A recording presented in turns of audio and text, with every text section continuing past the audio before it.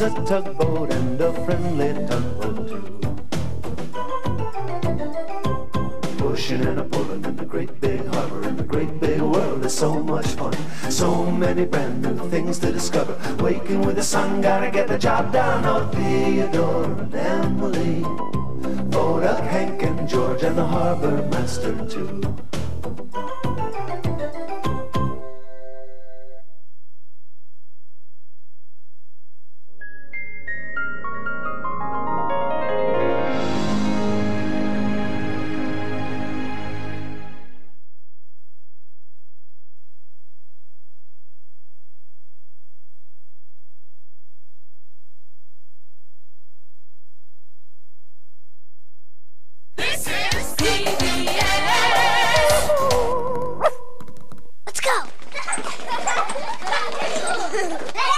Prime Star is proud to support Theodore Tugboat and all PBS programs which help children get and stay ready to learn.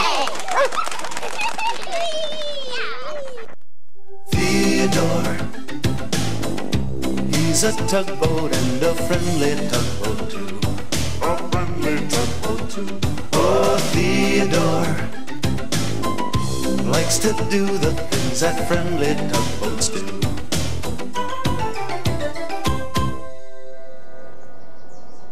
Hello, Captain Howard. He's a harbor master from down the coast. Well, he's going to come and visit me today. And I like to look shipshape for visitors, don't you? So I'm just going to straighten up a little bit here. This over here. This way. This here. There, like that. Oh, I'd better take care of these. Why am I taking my suspenders off? Well, you see, Captain Howard, he likes to snap my suspenders. Captain Howard is quite the joker. A lot like Pugwash used to be. Did I ever tell you about Pugwash? One morning, Theodore and Hank were on their way to the edge of the harbor to welcome Stewiak, the salvage ship. Hank was very excited. "If Stewiak is coming," smiled Hank, "that means Pugwash is coming too." Just then, they heard a ship's horn. Sure enough, Stewiak was arriving. The tugboats tooted their biggest big harbor hello on their whistles. "There's Pugwash," called Hank. And sure enough, the mini submarine was in her special cradle on Stewiak's deck. Stewiak and Pugwash traveled far and wide, hunting for clues deep beneath the water. But whenever they visited the big harbor, it was always a special occasion. "You look bigger," said Theodore. Pugwash proudly showed off her new fin to her friends. "Wow!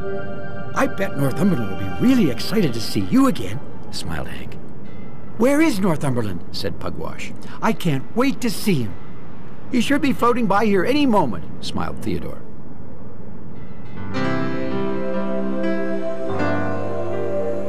And sure enough, Northumberland's submarine was just rising to the surface out by Owen, the giant oil rig, after finishing his nightly underwater ocean patrol. "Hey, Northumberland!" boomed Owen in his extra big voice. "Guess who's here?" "Who?" said Northumberland. "Stewiak!" roared Owen. "And guess who's with him, riding up on his deck, just as cute as a catfish's kittens?" "Pugwash," said Northumberland in a very quiet voice. "Yes, sirree, Bob!" blared Owen. "And I know you two are closer than two barnacles on a blowhole." "No," replied Northumberland, "we're not." "Now how can you not like a cute little pickle boat like Pugwash?" hollered Owen. "Owen!" "Shh!" whispered Northumberland. Too late. Stewiak and the tugboats were heading his way.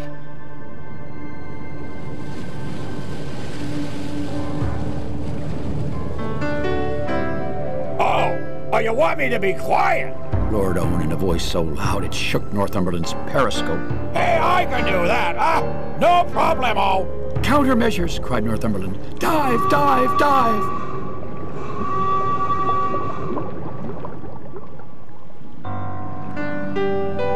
"That's funny," said Theodore. "I was sure I saw Northumberland out here." I can see now is Owen.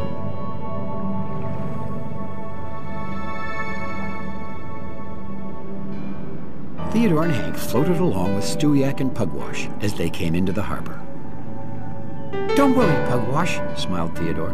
"Northumberland always falls asleep on his way home. He's a very sleepy sup." "Always," repeated Hank. "He'll be here any time now," said Theodore, looking around.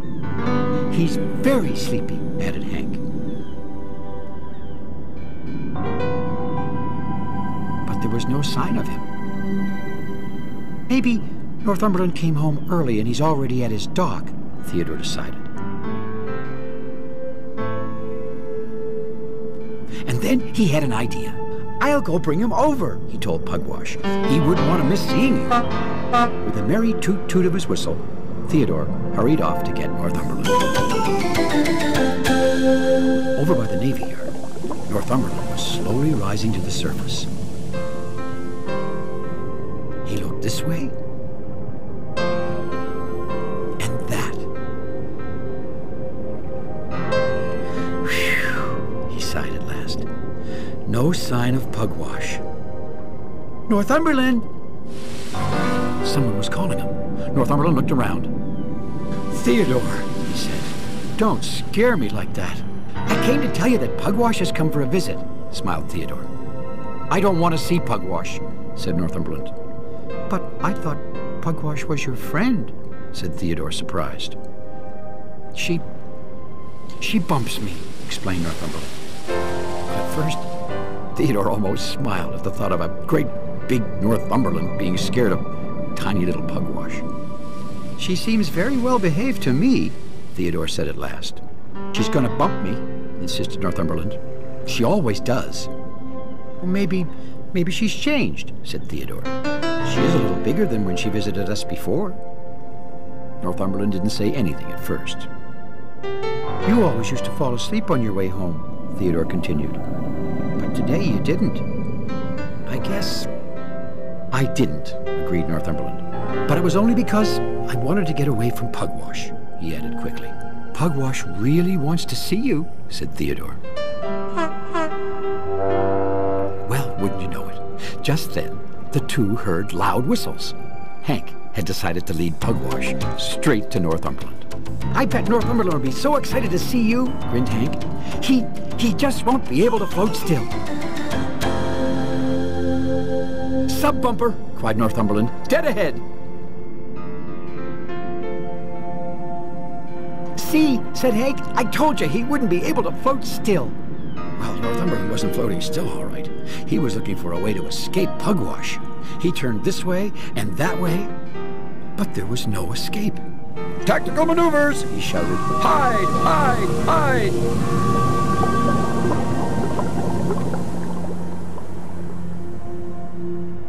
"Where's Northumberland going?" said Hank, who was very puzzled.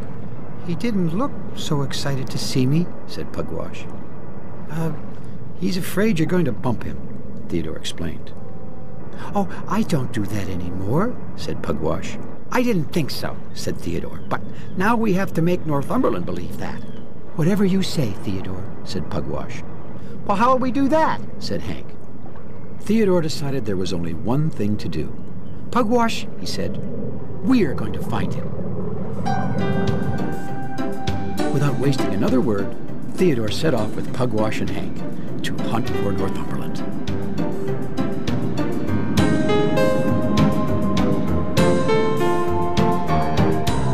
Deep beneath the waves, Northumberland was heading out of the harbor. "If I can make it to the open ocean," he told himself, "Pugwash will never find me."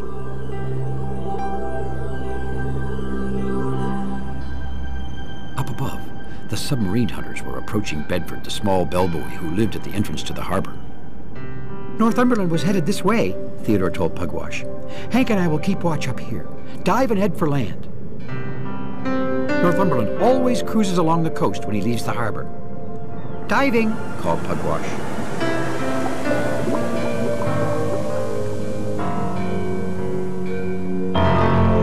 Down, down, down went the mini submarine. She floated towards the coast.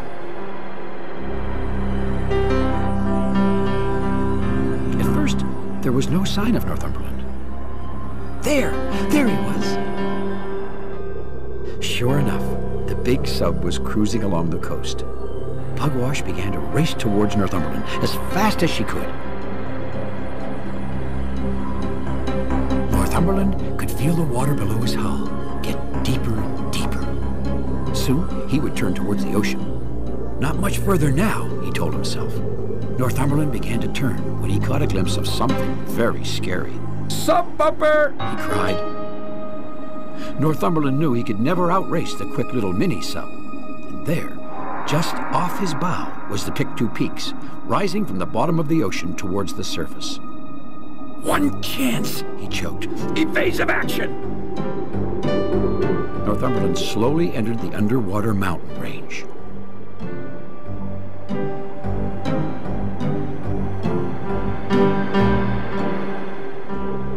Northumberland! Called Pugwash. Pugwash was using her special underwater sonar to find Northumberland.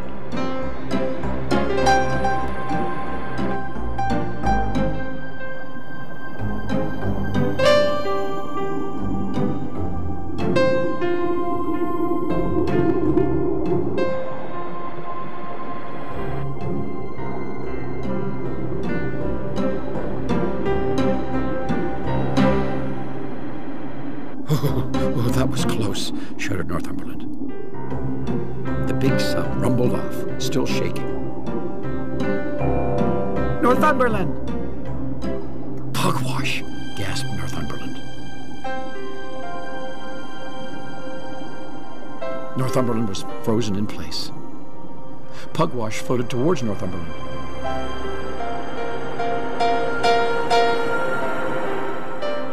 The big sub took a deep breath and closed his eyes. Prepare for bumping! He told himself. But the funniest thing happened next. Pugwash floated right up very close beside Northumberland and, oh, so softly, gave him a gentle little nuzzle. Well, Northumberland was so surprised that at first he didn't know what to think. I was afraid you didn't want to see me, said Pugwash. I was afraid, well, you were going to bump me, Northumberland said. I don't do that anymore, said Pugwash.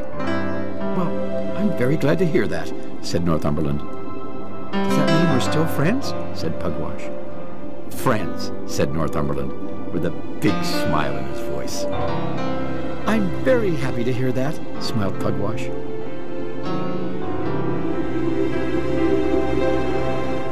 And up on the surface, Theodore and Hank were still hunting for Northumberland. Just then, the water began to bubble around them.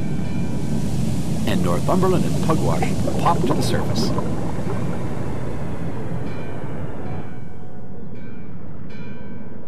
Northumberland's going to take me underwater exploring in the harbor, Pugwash shouted. Come on, Pugwash, said Northumberland. Isn't he great? No bumping, Theodore whispered to Northumberland. Things can change, Northumberland whispered back. The two happy submarines set off together, playing like happy dolphins in the water, and Theodore and Hank followed along after. Suddenly, Northumberland stopped.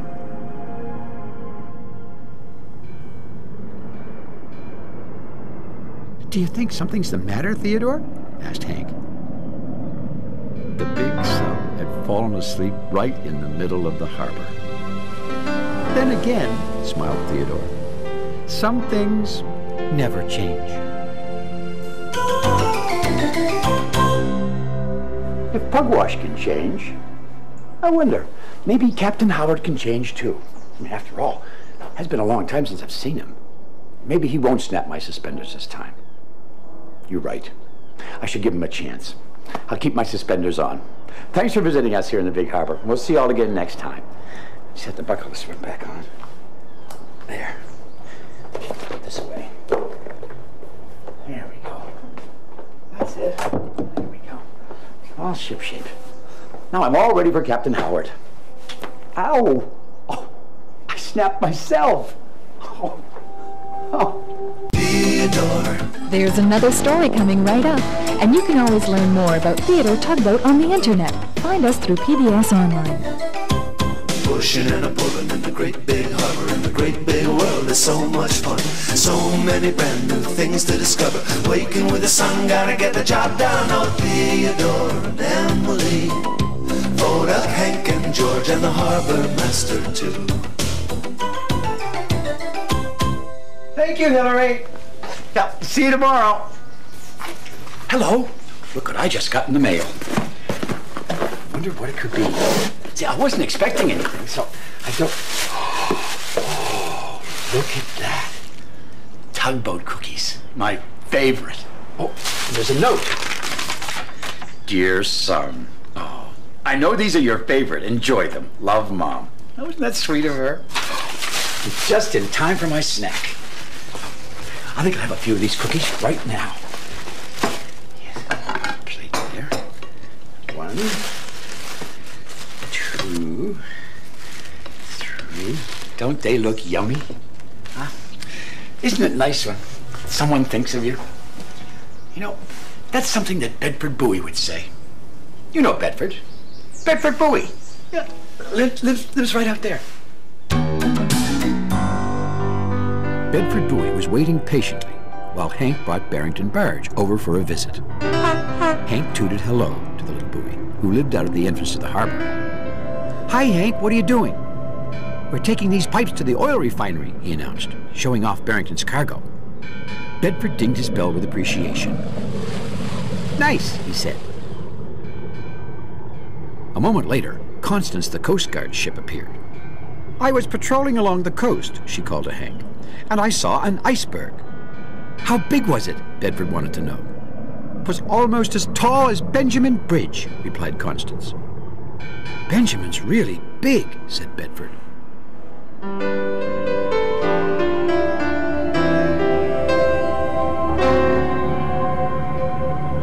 "Ahoy there, Bedford!" a familiar voice called out. It was Bedeck, the buoy boat. "I'm delivering a load of bell buoys to the harbor," said Bedeck. "They look ship-shape," said Bedford, as he turned to inspect the new buoys. "New bells on all of them," called Bedeck, as he continued along into the harbor.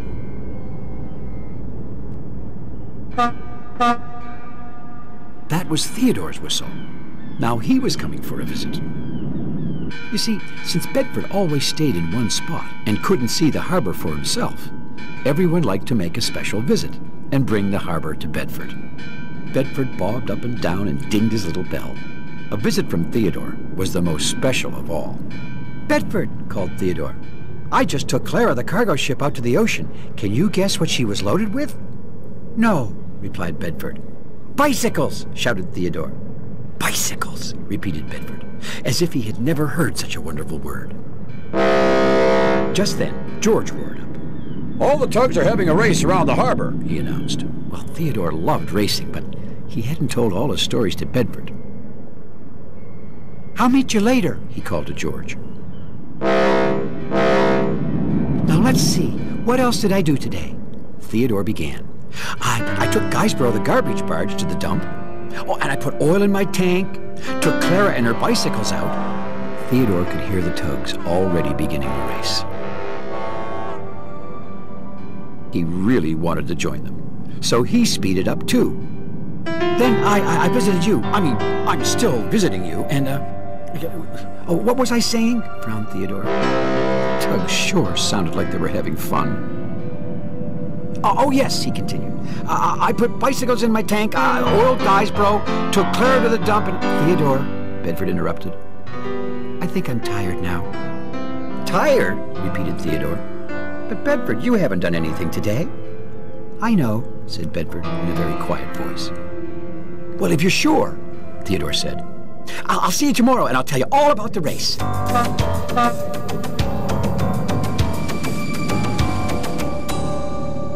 "I wonder what's bothering Bedford," Theodore said to himself. Theodore caught up with George, who was racing around Willie's Island. "George," Theodore called, "does Bedford seem a little bothered lately?" Hard to tell with boys, answered George. "Well," Theodore went on, "he's acting kind of quiet." He's staying in his spot, isn't he? Said George. Oh, sure, said Theodore. Well, that's the important thing, concluded George. George vroomed his big engine and raced on ahead. But Theodore slowed down. Staying in his spot, he repeated to himself. That's it, he shouted. Bedford, tomorrow you and I are going on a big adventure. First thing the next morning, Theodore went to have a talk with Bedeck. The buoy boat was just finishing putting a new buoy in his spot. Theodore told Bedeck all about the adventure he was planning with Bedford. Well, that sounds like a wonderful idea, said Bedeck. The two set off right then and there. Theodore smiled. He couldn't wait to see Bedford's face when he told him the surprise.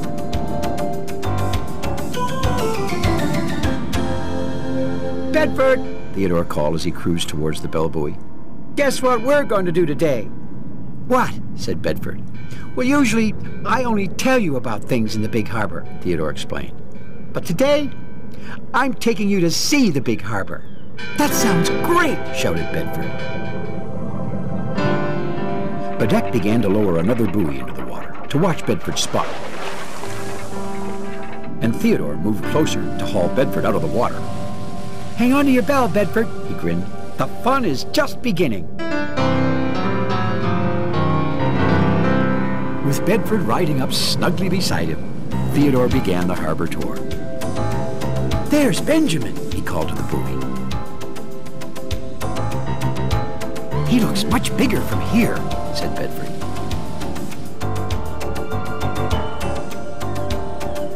And over there is where Rebecca lives, said Theodore. Rebecca, the research vessel, was floating in her dock at the Oceanic Institute. Rebecca and I always find things underwater, continued Theodore. Northumberland submarine comes too. We found an old ship's bell once.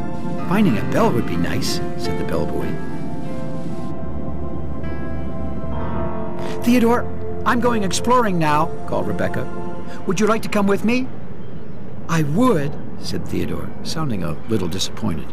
But right now, I'm busy with Bedford. Theodore's taking me to see the harbor, Bedford proudly explained. Maybe next time, Theodore, said Rebecca. Theodore said goodbye to Rebecca and continued on the tour. Just then, they saw Sigrid, the supply ship. Hi, Theodore, called Sigrid. I'm taking Owen, the oil rig, his supplies out on the ocean. Can you come with me? Oh, that'd be fun, smiled Theodore. Then he remembered Bedford. Except, right now I'm having fun with Bedford.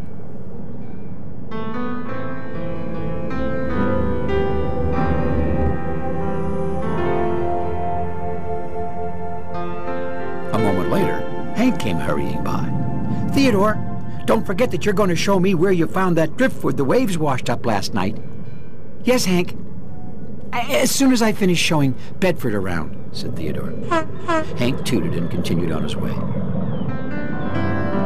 Theodore, said Bedford, you sure have a lot of friends.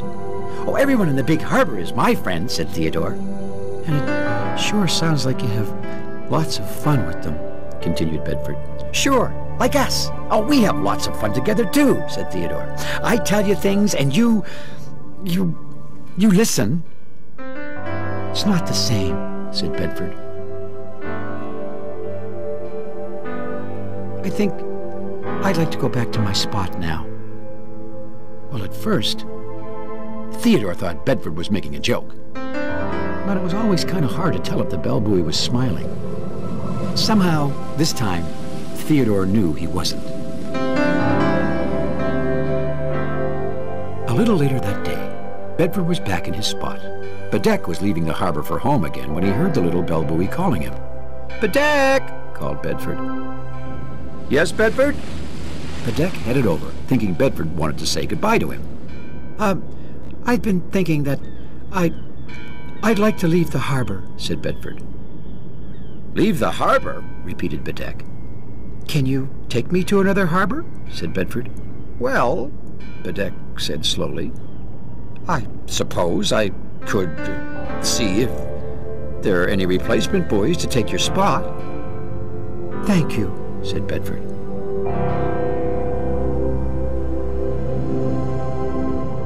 Bedeck didn't go see about a replacement buoy. Not then. He went to see Theodore. Bedford wants to leave the harbor, he told his friend. That's a great idea, smiled Theodore. Maybe tomorrow I can take him to Cayley's Cove, and then... No, interrupted Bedeck.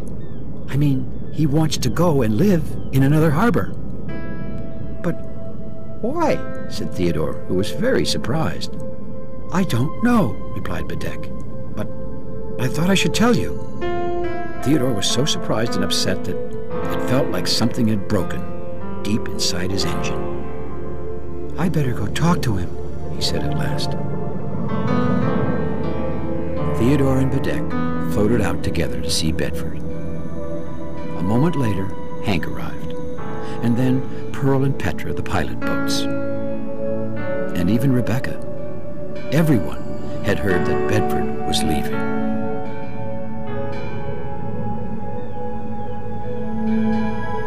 Hi, Bedford. Hi, Theodore. Bedeck said that you want to go and live in another harbor? Said Theodore. Yes, Theodore, said Bedford quietly. I do.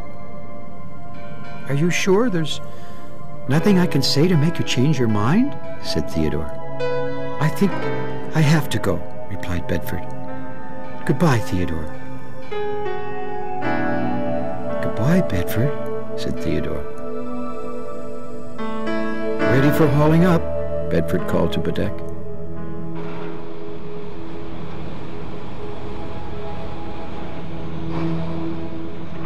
Bedeck slowly began to raise Bedford up to his deck. Theodore couldn't watch his friend leave. We better go, said Rebecca gently. Bedford dinged his little bell one last time.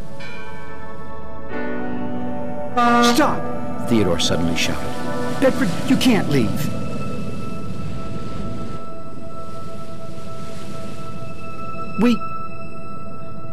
We love you. Bedeck, called Bedford quietly. Could you put me down again, please? Down? Repeated Bedeck. Yes, said Bedford. This is my home. Bedeck lowered Bedford back into the water, and Theodore floated very close to his friend. Theodore, you never said that before, Bedford said softly. I love you, too. Well, it was always hard to tell with buoys, but just then, if you'd have asked anyone there, they'd have told you that, at that moment, Bedford was most definitely smiling.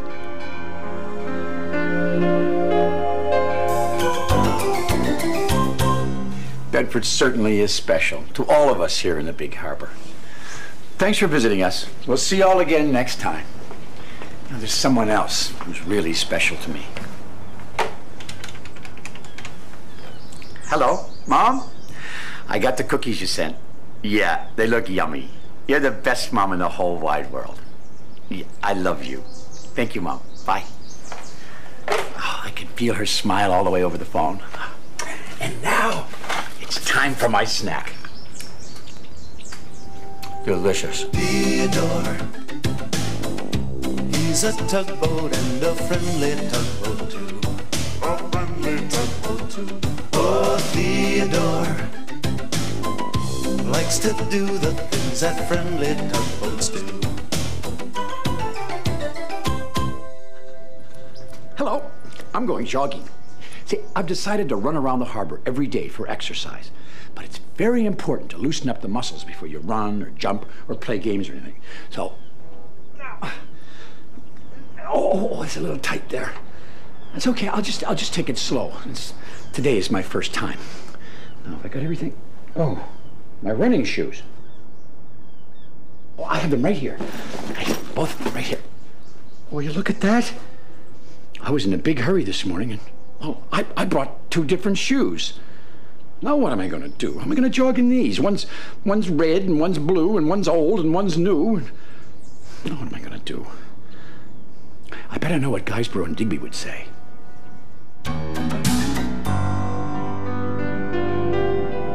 One fine morning, Theodore was setting off for work. It was garbage day, time to collect all the garbage around the harbor. And garbage meant Guysborough. "Good morning, Guysborough," called Theodore, smiling his sunniest smile and tooting his warmest whistle. What's good about it? Grumbled Guysborough. I'm still a garbage barge, and you're still a tugboat. Now, Guysborough is the world's grumpiest garbage barge.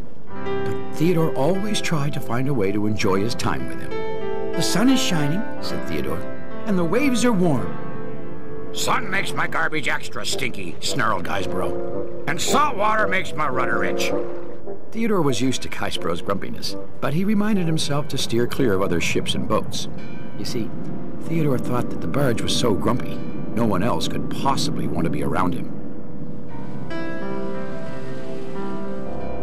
Philip and Fillmore, the ferry twins, tooted "hello" to Theodore as he moved into the harbor with Guysborough. The smell of rotten garbage in the morning. Guysborough hollered at the twins. To some, it's horrible. To me, it's disgusting. Theodore hurried the barge away from the twins before Guysborough could say anything else. Rotten ferries, griped Guysborough. The first stop of the day was Shediac, the supply shed. "Good morning, Theodore," called Shediac. "Good morning," said Theodore. Do they have you busting your gunnels with gunk and goo, too? Guysborough bellowed at Shediac. "We'll be out of here before you know it," Theodore called quickly to Shediac.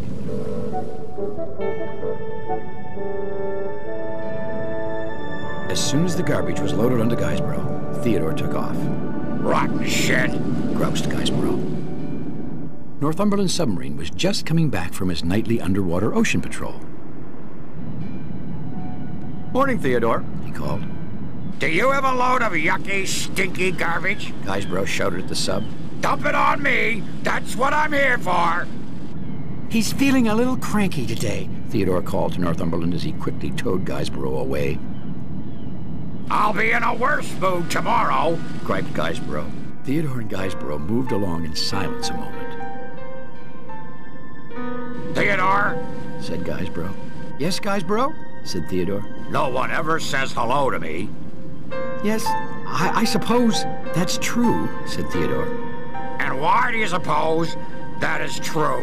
said Guysborough.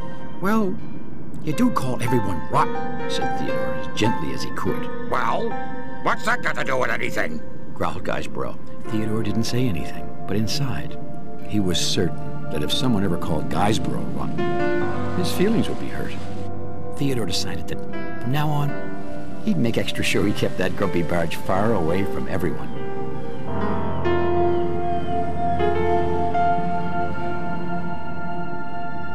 Later that day, the dispatcher sent Theodore to help Digby.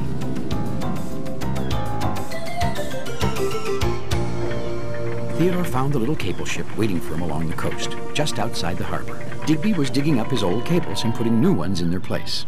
Well, bless me barnacles, if it isn't Theodore Tugboat, chirped Digby. I haven't seen you in a dogfish's age. "Well, that's because you haven't gotten stuck in a while," Theodore grinned.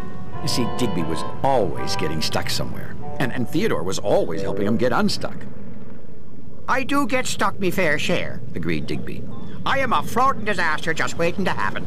Another thing about Digby was that he always told you exactly what he thought, even if it was about himself. Theodore used his towing cable to move Digby's old cables out of the way, while Digby laid his new ones in their place. Say, Theodore, called Digby. "Yes," said Theodore. I have always wondered, where do all the old cables end up? "End up?" repeated Theodore. Yes, continued Digby. I have always felt very close to my cables. They may be kind of rough and ragged on the outside, but they are still beautiful inside to me. "Well," said Theodore, "I guess they go to the junk dock." And how did they get there? said Digby. "Well, I suppose Guysborough takes them," Theodore answered slowly. Guysborough, repeated Digby. A lovely lyrical name, like a song. Have I ever met this Guysborough? No, Theodore smiled. You'd remember him. I think I would like to meet him, said Digby. Oh, no, you wouldn't, said Theodore quickly. I mean, you can't. That is, he can't. He's kind of busy. Forever. Well, I'll see if he has a spare moment, said Digby. As soon as I finish with these here cables tomorrow. You know, Theodore, I have a feeling this could be the start of a beautiful relationship.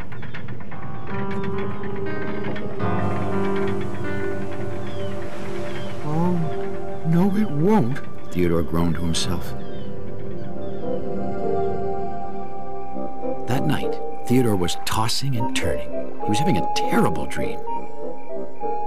He was dreaming that Digby was trying to meet Guysborough. And no matter how hard he tried, Theodore couldn't keep Digby and Guysborough apart.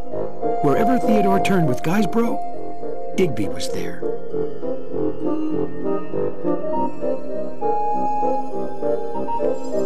There he was again. And Digby was about to tell Guysborough exactly how he felt about it. Rotten! He cried. Theodore woke up wide-eyed and shaking. What's rotten, Theodore? Yawned Hank. If Guysborough ever met Digby, Theodore mumbled to himself, that would be worse than rotten. The following morning, even before the sun had come up, Theodore motored over to the junk dock and grabbed Guysborough. Where are we going? Said Guysborough. To get garbage, called Theodore. But it's not garbage day, Guysborough protested. It's a spring cleaning, shouted Theodore. I hate being clean, groaned Guysborough. I'd rather float around and let the flies bother me. At least they like me. Well, meanwhile, in another part of the harbor, Digby was setting off to meet Guysborough. The first place he looked was the junk dock. Have you seen Guysborough? He asked the junk dock, whose name was Jasper. Nope, said Jasper. He does live here, does he not? Digby continued. Nope, said Jasper. Of course, nope is all Jasper ever says. Well, this is the junk dock, is it not? Said Digby. Nope, said Jasper. Are you telling me you are not a dock? Frowned Digby, beginning to lose his patience. And that you are not completely covered in junk? Nope, said Jasper. What a disagreeable dock, muttered Digby, steaming off. I can only imagine what the garbage barge is like.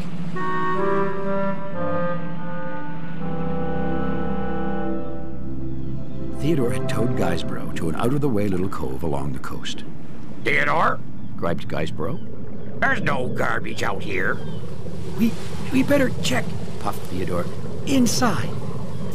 Theodore began to push Guysborough into the cove. This is a tight squeeze, he grunted. Theodore backed up to give Guysborough a good shove. Guysborough popped into the cove, and Theodore was popped in right after him. And they were both stuck. Rotten idea, said Guysborough. At least Digby will never find us here, Theodore said to himself.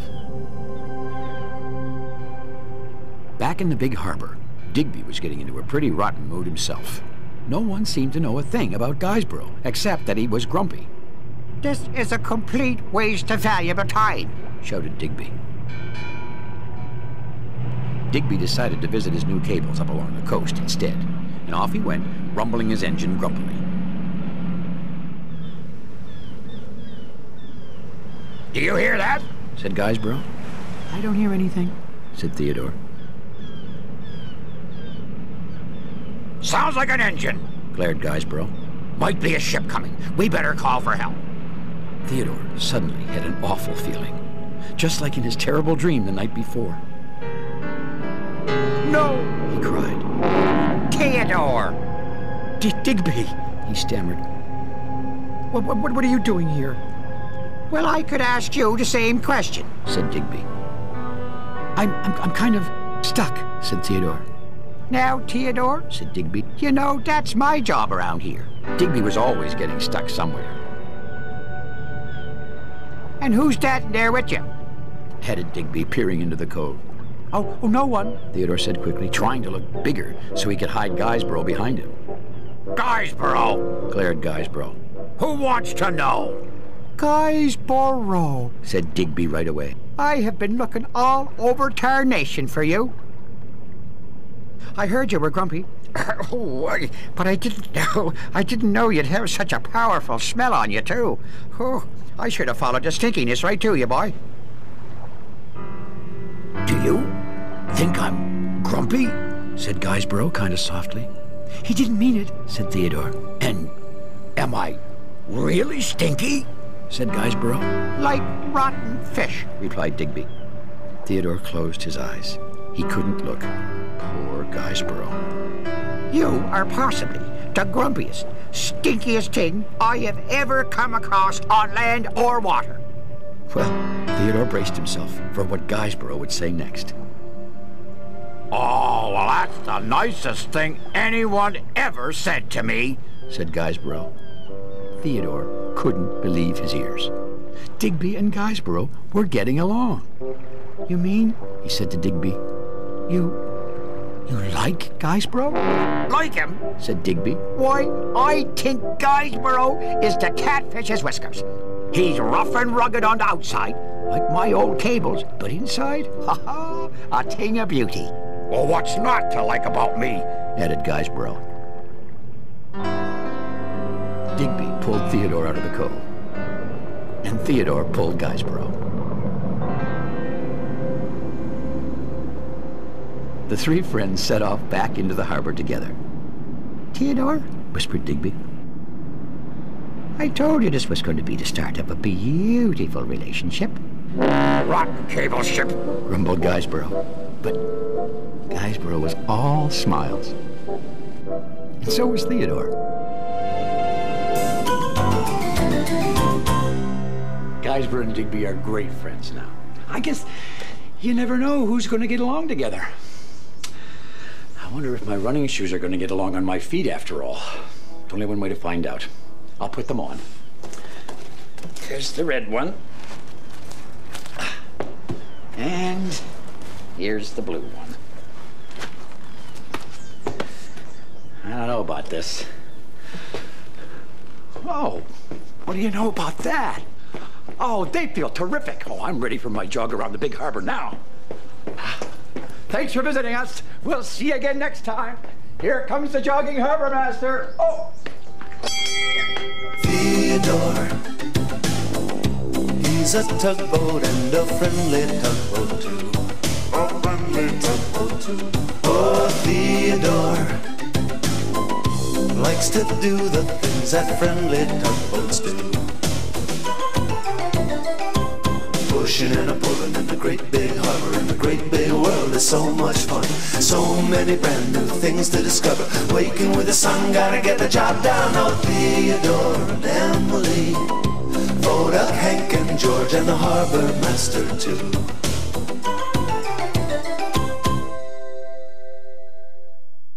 Let's go! Prime Star is proud to support Theodore Tugboat and all PBS programs which help children get and stay ready to learn.